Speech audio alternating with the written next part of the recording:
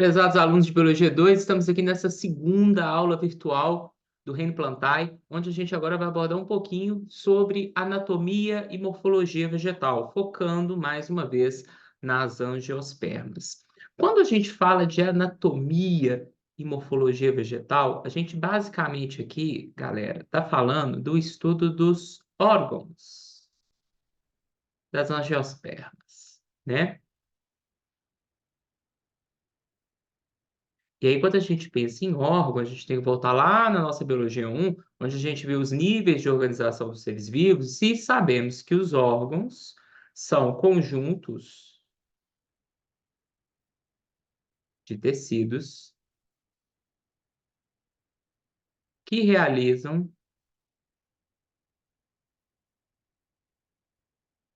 funções mais complexas. Enquanto os tecidos são conjuntos de células que realizam função simples, os órgãos, né, que já são conjuntos de tecidos unidos, né, individualizados, vão realizar funções mais complexas, permitindo aqui, no caso, a sobrevivência e o pleno funcionamento da angiosperma. Basicamente, aqui nessa aula, a gente vai estar estudando raiz, caule, folha, semente rapidinho, fruto rapidinho, e flor eu queria deixar claro que a gente já estudou a anatomia e morfologia da flor da angiosperma lá na aula de angiosperma. Então, flor já foi dado. Aqui a gente vai falar basicamente dos outros órgãos que nós não abordamos ainda. Eu posso que esses conteúdos serão cobrados na nossa próxima prova. Aí, provavelmente, né, a nossa próxima prova, a prova 4, tá? Bom, vamos seguir então. Então, a gente vai começar pelas raízes, né, pessoal? A raiz, geralmente, a gente vai ver aqui que nem sempre, mas geralmente é um órgão subterrâneo, tá? Cuja principal função da raiz é a fixação da planta ao substrato, bem como também a absorção de água e sais minerais. E aí, pessoal, basicamente a gente vai encontrar entre as plantas dois tipos principais de sistemas radiculares de raiz: a raiz pivotante ou axial e a raiz fasciculada ou em cabeleira. O que é uma raiz pivotante ou axial? É um tipo de raiz em que a gente observa a presença de uma raiz principal derivada do crescimento da primeira raiz que surgiu durante a germinação da semente, e a partir dessa raiz principal, a gente vai ter, né? A raiz principal é tudo isso daqui, perdão, tá? A partir dessa raiz principal, a gente vai ter a ramificação aqui de várias raízes secundárias. E esse tipo de raiz axial pivotante, onde nós temos a principal e as secundárias ramificando a partir dela, é muito comum nas angiospermas do tipo cotiledôneas. E aqui a gente tem a presença da cenoura, mostrando para a gente a raiz principal, e volta e meia a gente vê as raízes secundárias derivando dessa raiz principal, tá? Por outro lado, principalmente aqui nas plantas que nós conhecemos como monocotiledôneas, a gente vai encontrar as raízes fasciculadas ou em cabeleira.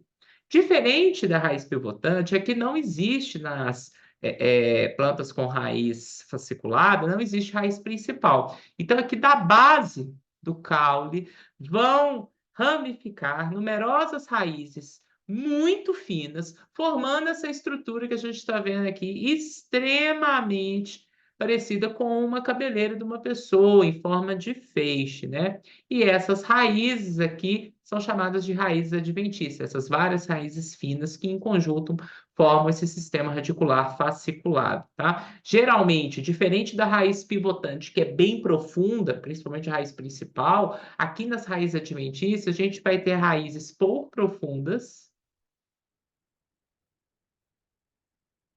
formando um emaranhado que geralmente vai aderir, vai reter partículas de solo, evitando que essas partículas de solo sejam arrastadas pela chuva. Por isso que é muito comum, quando a gente está viajando, ver nas encostas próximas à rodovia o plantio de gramíneas. As gramíneas são monocotiledôneas que têm esse tipo de raiz fasciculada, né? E aí esse emaranhado das raízes fasciculadas vai segurar a terra da encosta e quando vir uma chuva muito forte, essa chuva não vai levar essa terra, ou seja, plantio de gramínea em encosta evita erosão e é por isso que a gente usa esse recurso, né, aí nas encostas próximas às rodovias, ok? Então a gente tem esses dois tipos aí principais de sistemas radiculares. Porém, a gente vai ver que, de acordo com o ambiente, nós teremos algumas adaptações, ou seja, são adaptações, são modificações dos sistemas radiculares para a sobrevivência de algumas plantas em alguns ambientes, tá? Então, vamos começar aqui com o primeiro. A gente tem as raízes suporte, tá? As raízes suporte, gente, elas são raízes aéreas, tá? Como vocês podem ver aqui, elas estão para fora do solo, tá? Elas estão em contato direto com o ar, tá? E elas vão dar suporte e equilíbrio a alguns tipos de planta, principalmente plantas que estão crescendo ou em solos do tipo pântano, que tem muita água, são solos que não dão muito suporte para o crescimento da planta, ou é muito comum a gente encontrar raiz suporte em plantas que têm a base pequena em relação à altura. E esse aqui é o nosso exemplo mais comum do nosso cotidiano. É o caso do milho, né? O pé de milho ele tem uma altura grande, tem pé de milho que passa dos 2 metros de altura com facilidade, mas eles têm uma base muito pequena. Então, para ajudar esse pé de milho a ter equilíbrio, ele desenvolve essas raízes aéreas, essas raízes suporte. Planta de pântano também é muito comum a gente encontrar, tá? Outra adaptação de raiz são as raízes tubulares, que são um tipo de raiz suporte, tá? Só que o sistema radicular aqui da raiz suporte do tipo tabular, como a gente está vendo aqui nessa estrutura, ele se funde com o caule e forma essas estruturas que lembram tábuas, tá? Então aqui de novo, a gente também tem um auxílio na fixação da planta ao solo, mas também como essa raiz é uma fusão caule-raiz, ela acaba também fazendo trocas gasosas. Então, aqui a gente tem a presença, né, ou de lenticelas, se tiver crescimento secundário, ou de estômatos, fazendo a troca gasosa, e isso é um tipo de raiz respiratória, tá? Toda raiz que faz troca gasosa é um tipo de raiz respiratória, bom? E nós temos aqui, por último, raízes estrangulantes, que também são raízes aéreas, como a gente pode ver, né? Elas estão aqui crescendo em contato direto com o ar e são muito comuns em plantas epífitas, aquelas que crescem em cima de outras, usando outras como suporte, tá? Entretanto, esse tipo de raiz estrangulante vai crescer em direção ao solo, vai envolver o tronco da planta que está dando suporte. Então, a gente está vendo aqui, ó, tudo isso que está aqui, ó, é a raiz estrangulante. Veja que ela está crescendo em direção ao solo, envolvendo o tronco da planta que está oferecendo suporte à epífita. E muitas vezes elas começam a comprimir esse caule da célula hospedeira, causando estrangulamento e levando muitas vezes a planta suporte à morte, tá? Essa planta que está aqui é a figueira mata-pau, que tem, ela começa epífita, mas ela acaba matando a sua planta suporte, mesmo que ela não tire nutrientes dela. Essa raiz da planta figueira mata-pau, ela vai para o solo, tirar nutrientes do solo.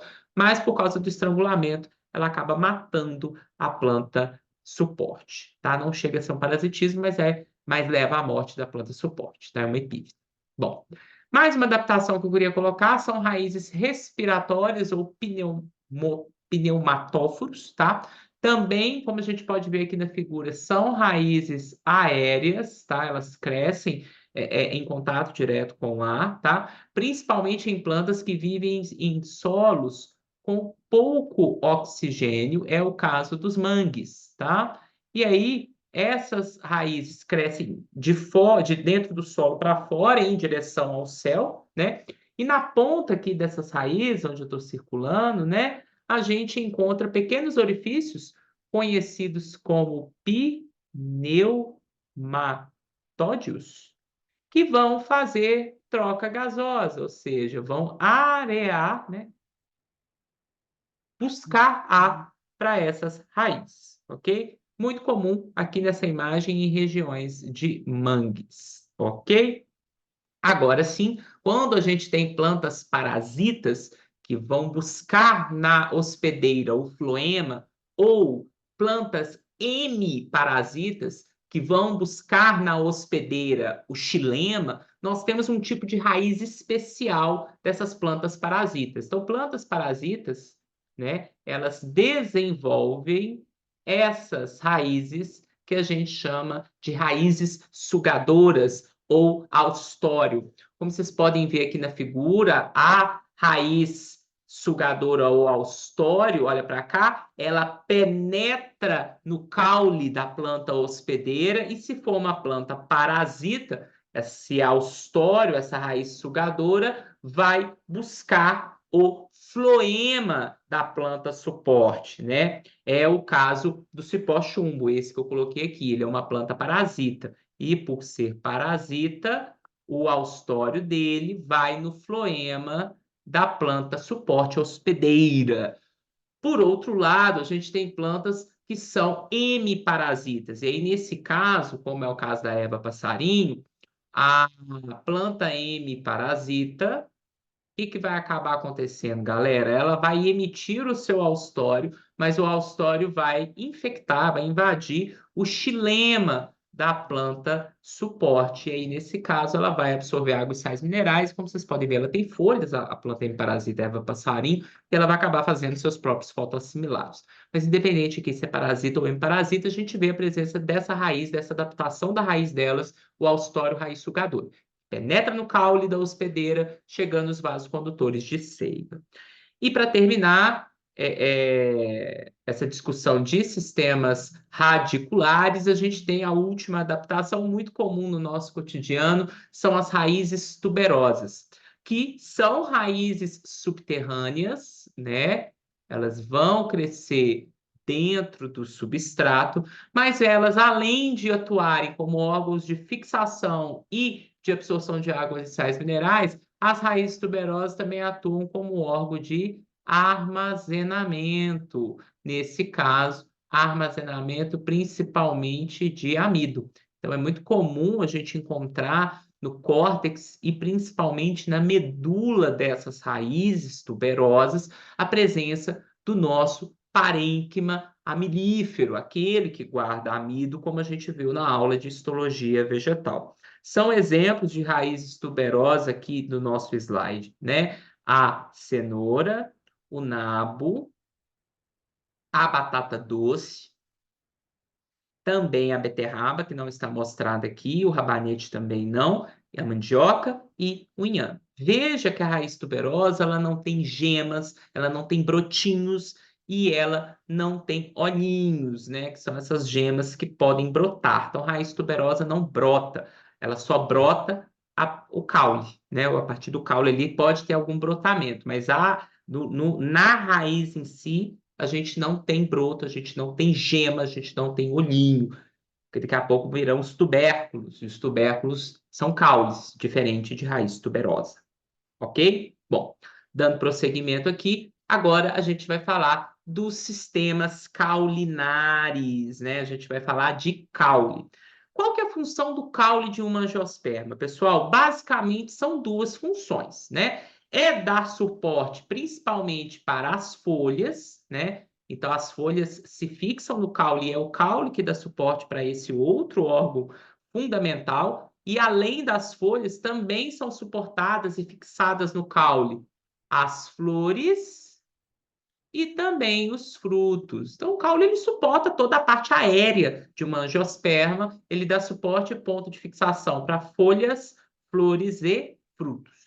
Além disso, é uma importante função do caule a condução da seiva, seja a seiva bruta, água e sais minerais subindo das raízes em direção às folhas dos demais órgãos, bem como a seiva elaborada, que desce das folhas em direção às raízes pelos caules, tá? Bom, gente, a gente vai classificar aqui os nossos caules em 4 categorias. Vamos lá para cada um deles. O primeiro caule que a gente vai falar é o tipo tronco, muito comum nas eudicotiledôneas,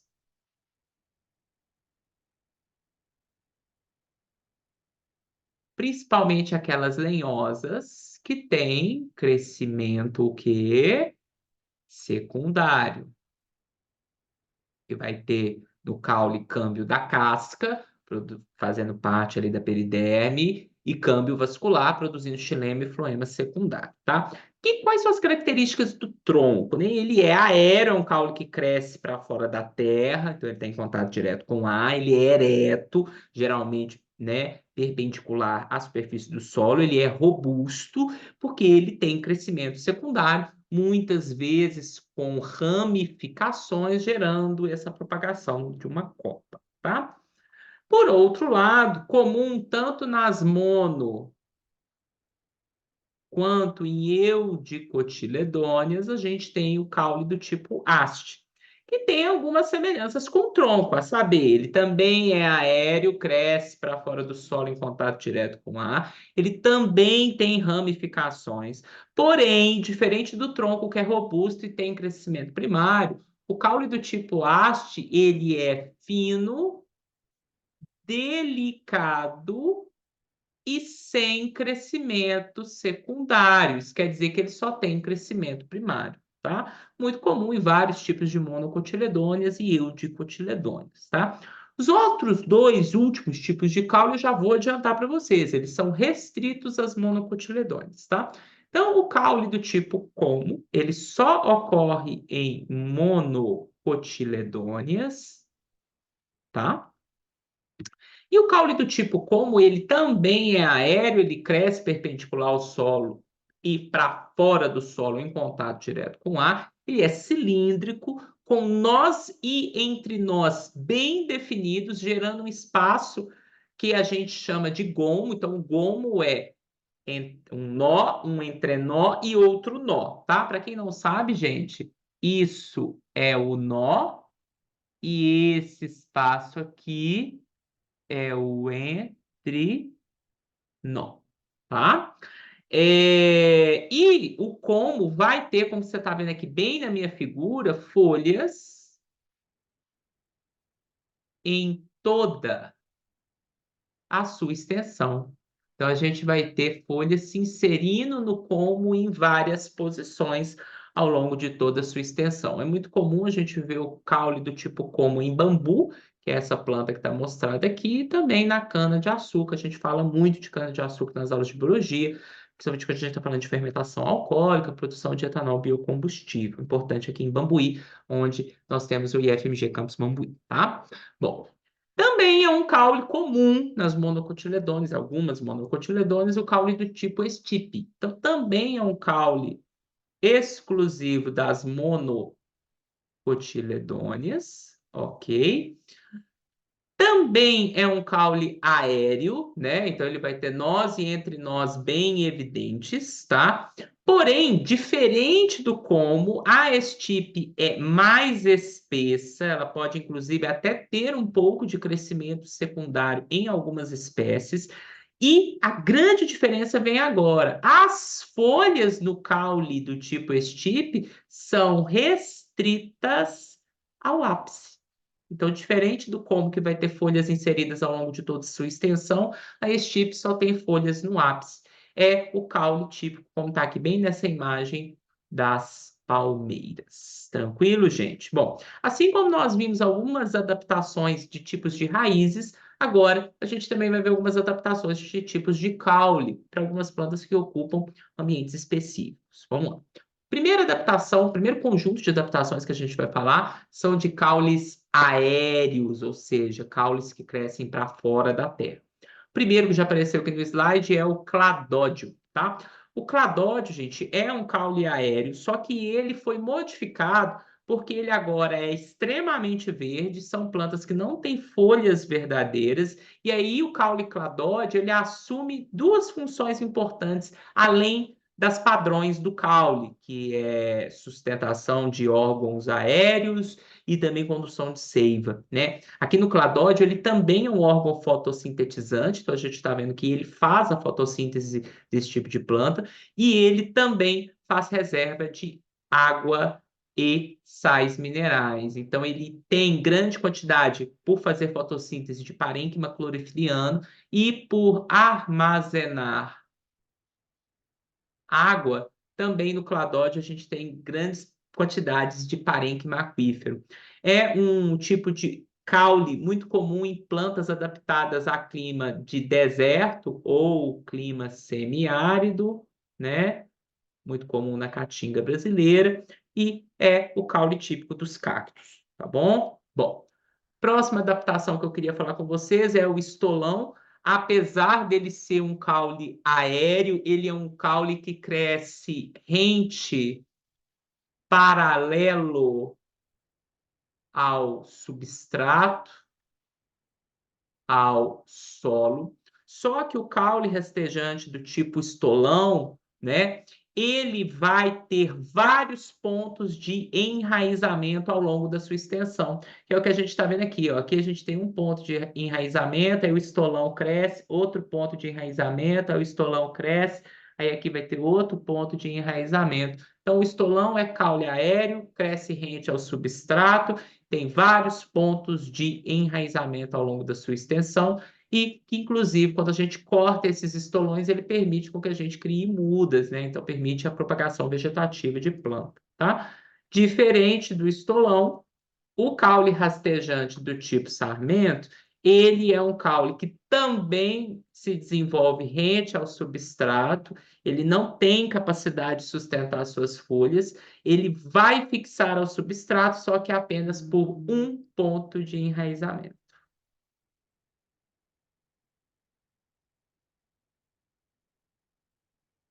Então, o estolão tem vários pontos de enraizamento ao longo da sua extensão. O rastejante sarmento, a planta se fixa por apenas um ponto de enraizamento. E ele vai se propagando rente ao solo, porque ele não consegue sustentar as folhas. Estolão é o caule típico do morango, que inclusive é a planta dessa foto, enquanto que o caule rastejante do tipo sarmento é o que a gente vê no chuchu, nas abóboras e também na uva. Beleza? Bom, feito isso, agora a gente vai falar um pouquinho das adaptações das raízes subterrâneas, tá, gente? Agora a gente está falando de raízes, perdão, calma, estou falando de caules, tá?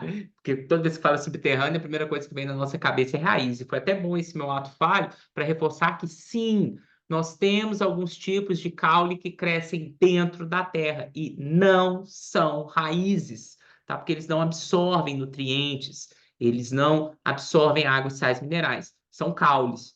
Morfologia de caules, os tecidos do caule e funções do caule. Mas crescem dentro da terra e por isso são subterrâneos, tá? O primeiro caule subterrâneo que a gente vai falar é o rizoma, tá?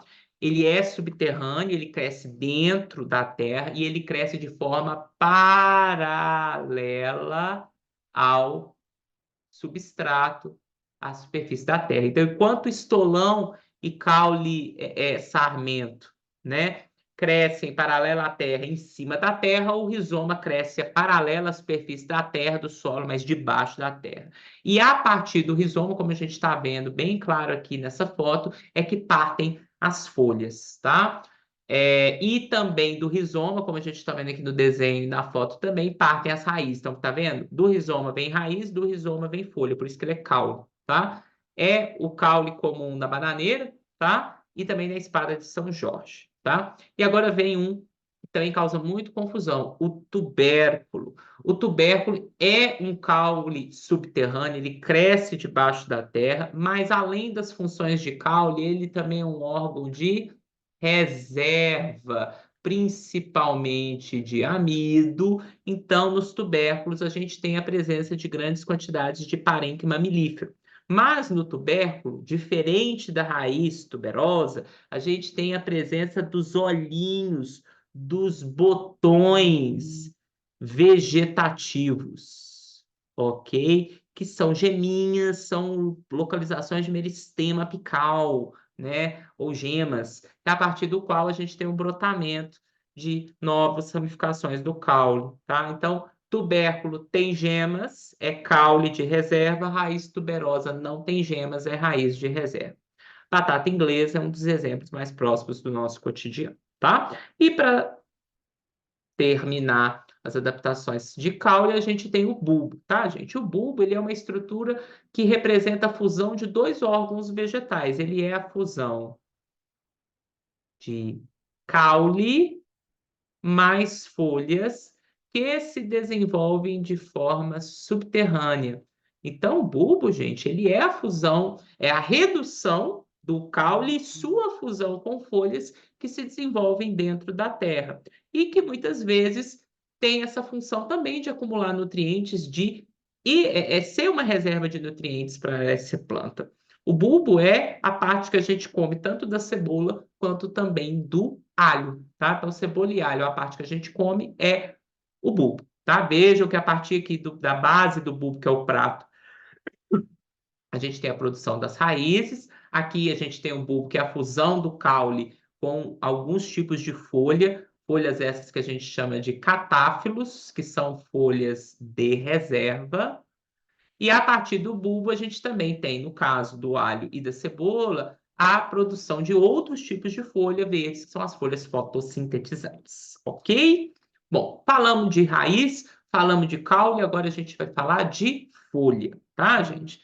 Então, quando a gente está pensando em folha completa, são folhas que apresentam as 4 estruturas obrigatórias, que são limbo, pecíolo, bainha ou estípula. Entretanto, a maior parte das espécies de angiosperma que a gente vai acabar encontrando no nosso cotidiano tem folhas incompletas. Isso quer dizer que qualquer uma dessas partes pode estar ausente em uma folha do tipo incompleto.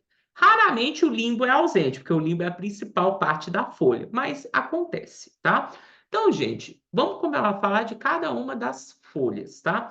Folha, a parte da folha, primeiro a gente precisa falar o que é folha, né? Então, gente, a folha é um órgão laminar rico em parênquima clorofiliano, cuja principal função da folha é fazer fotossíntese, produzir fotoassimilados, mas também é um órgão importante para a troca gasosa. Então, através da folha, a gente tem a captação de CO2 e a planta espelha o oxigênio, e também é um órgão importante para controlar a transpiração. Isso é a quantidade de água na forma de vapor que a planta acaba perdendo para o ambiente. Agora sim, pensando nas partes da folha, a gente vai falar primeiro do limbo, tá? O que é o limbo? O limbo, gente, é a porção achatada, ampla e rica em parênquima clorofiliano da folha. É a parte verde laminar grande da folha, tá?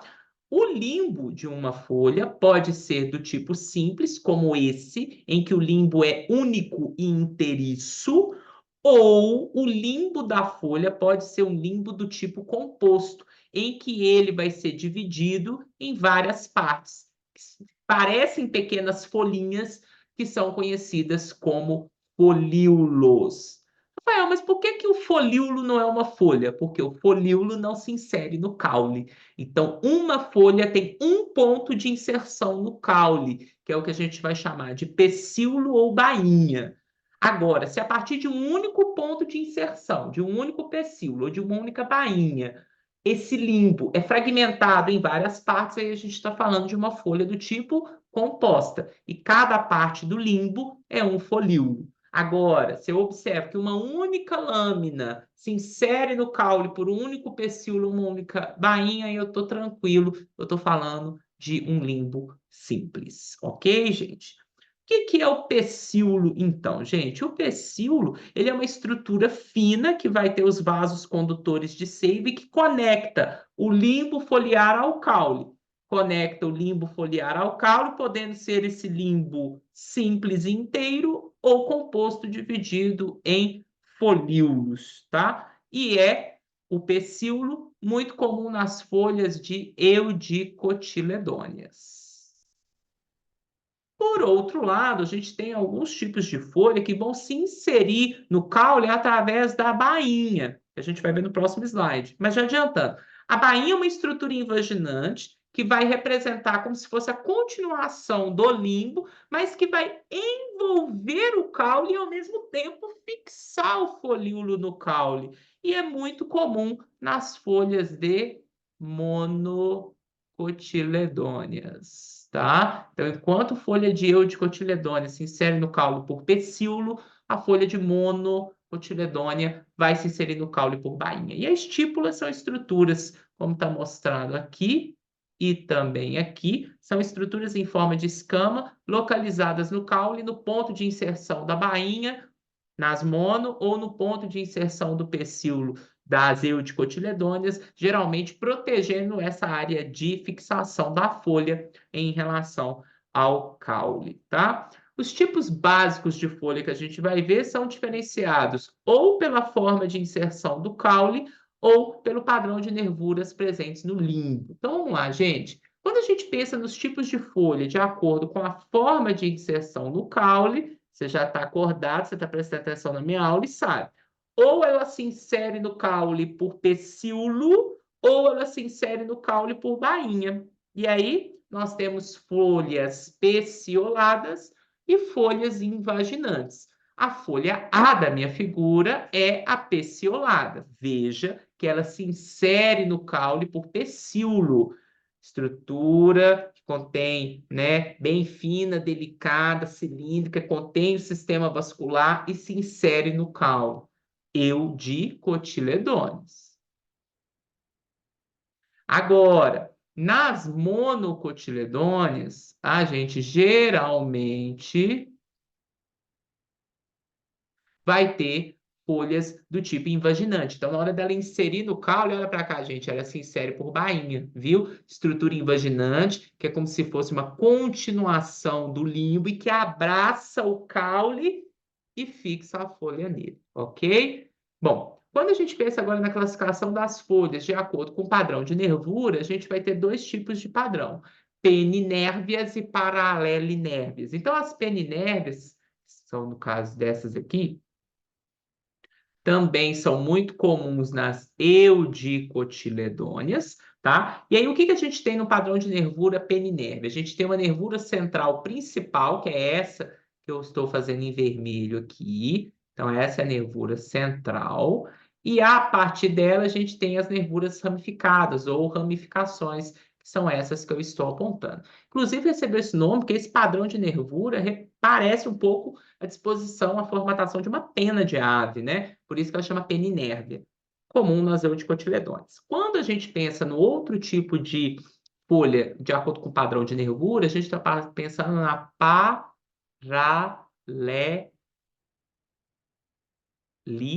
paralelinérvia, na qual a gente vê que todas as nervuras são paralelas umas às outras, você não tem nervura principal ou central e não tem ramificações, tá? Então são todas paralelas umas às outras e distribuídas em toda a extensão do limbo foliar, e é o padrão de nervura comum nas monocotiledôneas, ok?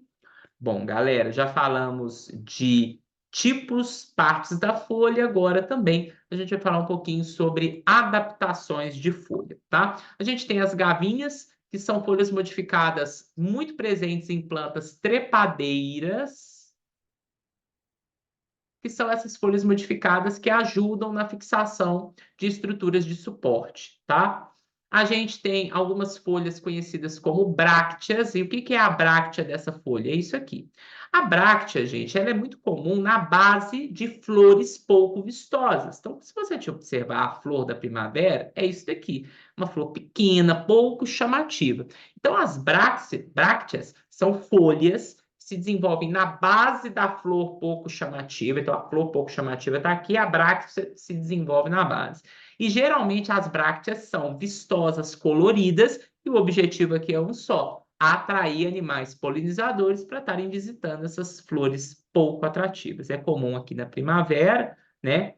E também muito comum no bico de papagaio, tá? E nós temos nas folhas carnívoras a adaptação de folhas para a captura de insetos, né? É sempre bom reforçar que a planta carnívora, ela é autotrófica, ela é fotossintetizante, ela faz fotossíntese, mas ela absorve, ela captura insetos para dissolvê-los e obter a partir deles sais minerais, porque geralmente essas plantas carnívoras se desenvolvem em solos pobres em nitrato. Bom, falamos de raiz, caule e folha, vamos falar rapidinho de semente, porque a gente já falou muito na aula do ciclo reprodutivo das anjo, tá? Gente, semente é, portanto, uma estrutura, né, que vai proteger o embrião. a gente não pode esquecer que desde as gimnospermas a gente já aprendeu que a semente é uma estrutura que se desenvolve a partir do óvulo que teve a oosfera, que está dentro do óvulo, fecundada. Então, quando um óvulo que contém um megagametófito tem a sua oosfera fecundada, esse óvulo desenvolve a semente, tá?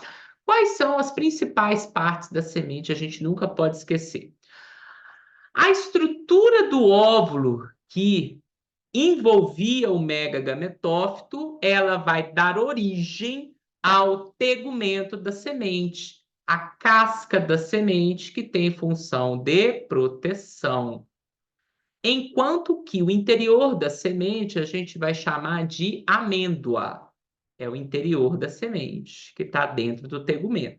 E a amêndoa da semente das angiospermas, ela tem duas partes. Ela tem o embrião diploide, que vem da fecundação de uma célula espermática na oosfera, e ele que vai dar origem à nova planta, tá?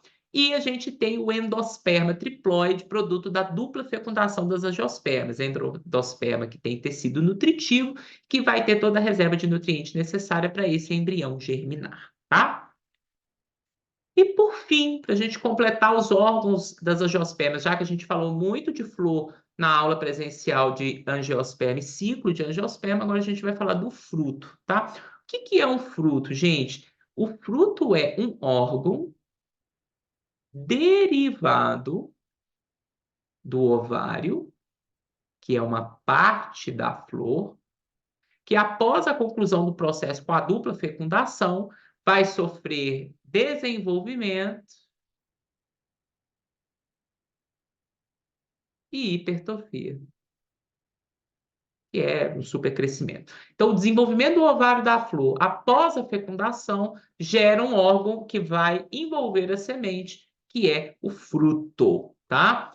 Quais são as funções do fruto? Duas: proteger a semente, melhorando, né, a possibilidade, aumentando a possibilidade de germinação dela, e como o fruto tem, graças a essa hipertrofia do ovário, o acúmulo de substâncias nutrientes atrativas para animais, acaba que o fruto também é um órgão que aumenta a dispersão das sementes no ambiente. Porque eu queria que vocês interpretassem que o bichinho vai lá, come o fruto, a semente passa inteira no sistema digestório do bichinho, sai nas fezes. Fezes que tem adubo e o bichinho andou. Então ele vai defecando essas sementes ao longo dos lugares que ele vai andando, dispersando, aumentando a dispersão das angiospermas no ambiente. Quando a gente pensa nas partes do fruto, a gente tem três partes com nomes bem sugestivos: epicarpo, parte de fora; mesocarpo, parte do meio. Então, ó, epicarpo, parte de fora; mesocarpo, parte do meio; endocarpo é essa parte que fica próxima à semente, ok? Então, só para deixar claro, óvulo, depois que tem a esfera fecundada, se desenvolve e vira semente. Ovário, depois que ocorre a fecundação, se desenvolve, hipertrofia e gera fruto. Não pode esquecer isso daqui, ok?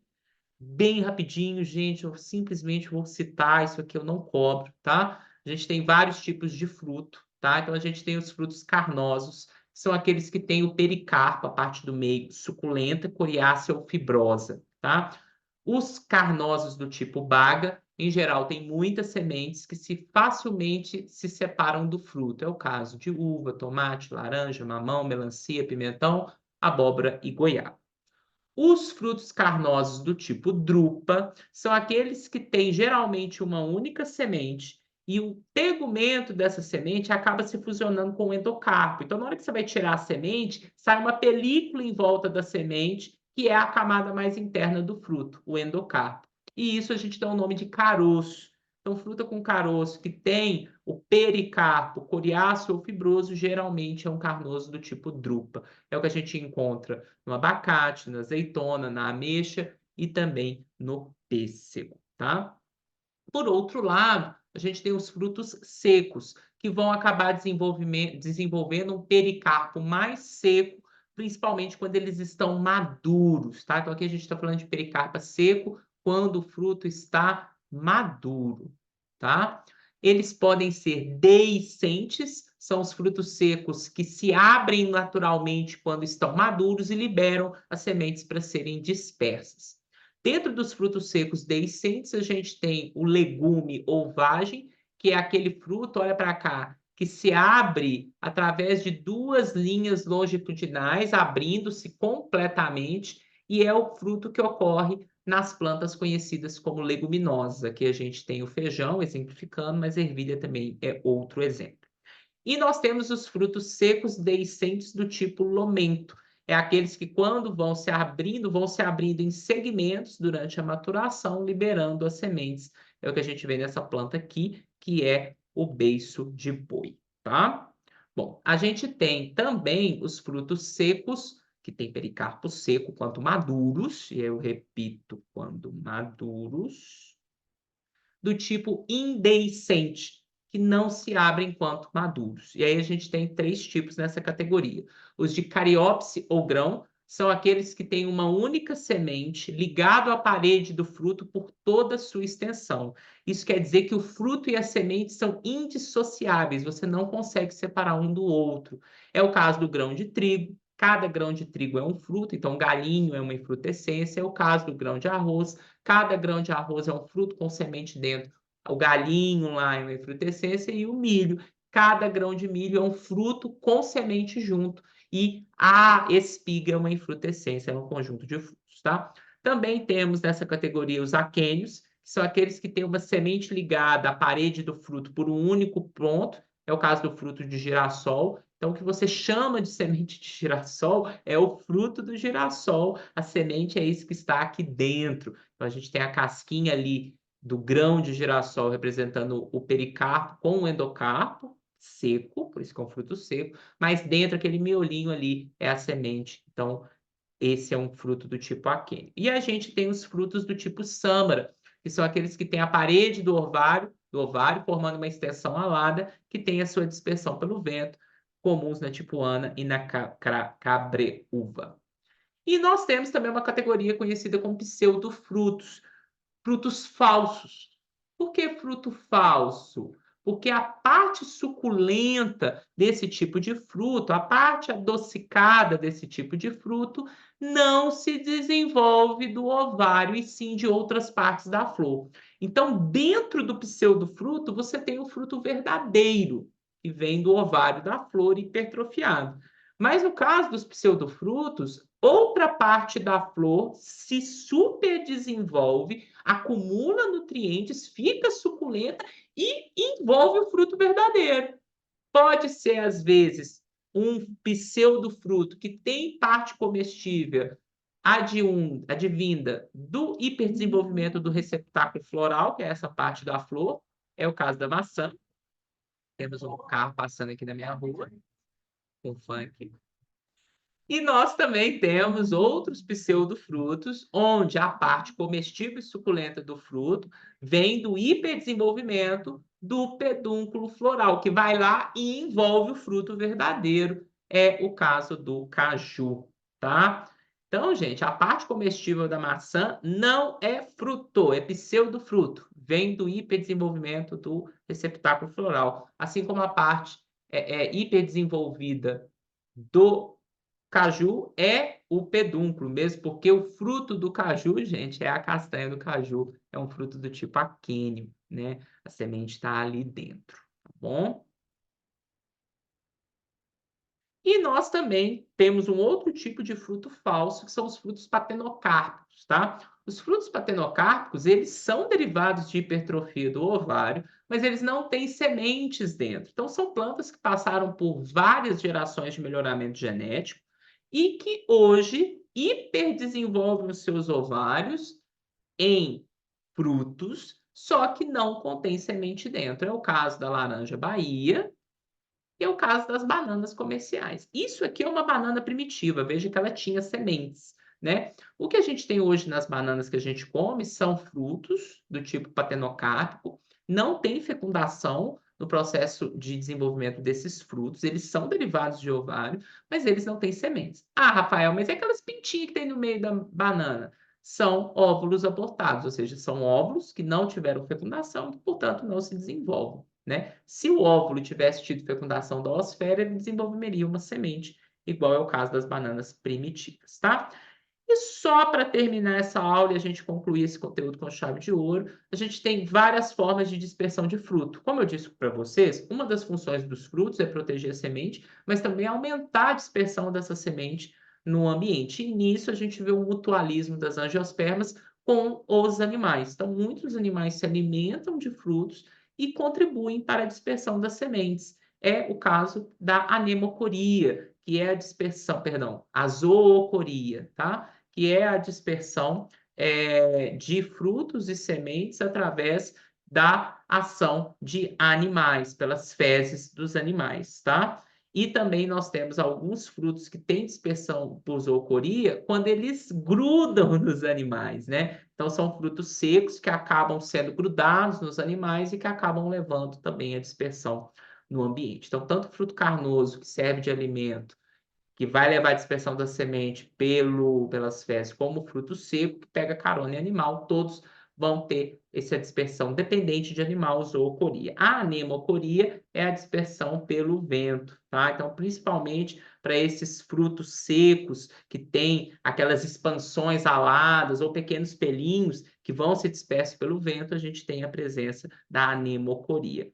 Em alguns casos raros, a gente tem a hidrocoria, que é aqueles frutos ou sementes que vão ter grandes quantidades de ar nos seus tecidos, que facilitam a sua flutuação e dispersão pela água. É o caso aqui do coco, tá? Então, aqui a gente tem novamente, assim como a polinização representa o mutualismo angiosperma animais, a dispersão das sementes através da ingestão dos frutos também representa outro mutualismo angiosperma animais e que explica a grande ocupação do ambiente terrestre por esse tipo de planta e o sucesso, a diversidade das angiospermas no ambiente terrestre. E com isso, meus queridos, a gente termina essa segunda e última aula virtual do Reino Plantae, ok? Estudem, vai ter questões na lista desses assuntos, tanto da histologia quanto aqui da morfoanatomia vegetal, e vamos ter questões nas provas também. Forte abraço para vocês e nos vemos em breve nas nossas aulas presenciais. Tchau, tchau.